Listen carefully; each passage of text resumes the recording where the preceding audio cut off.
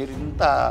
secular భావాలు కలిగినటువంటి వాడు ఖచ్చితంగా సెక్యులర్ భావాలు అదే మరి ఈ దేశం ఏ ప్రాతిపదికన విడిపోయింది సార్ మనుషులు అనుకుంటే ఈ దేశం ఇప్పటికి కూడా 50 ముక్కలు కావచ్చు ఎందుకు కాకూడదు దేశం విడిపోవడం తప్పు కాదు దేశం విడిపోవడం మాట మాట్లాడడానికి ఎందుకు సార్ ఎందుకు 50 ముక్కలు కావచ్చు అవును సార్ ఎందుకు కావాలి రాష్ట్రాలు అయినప్పుడు దేశం కావడంలో తప్పేమో దేశానికి దేశం ఇంకెందుకు జాతి ఇంకెందుకు జాతి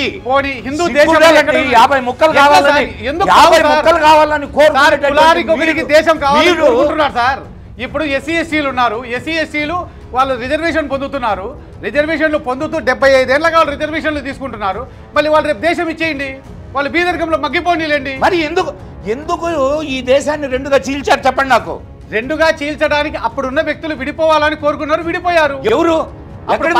ముస్లింలు విడిపోయారు ఎక్కడ విడిపోయారు వాళ్ళు విడిపోవాలని ఆ రోజు కాలంలో ఇప్పుడు తెలంగాణ ఆంధ్ర విడిపోయింది ముస్లింలు ఎందుకున్నారు ఇప్పుడు నేనేమంటున్నా సార్ అలా విడిపోండి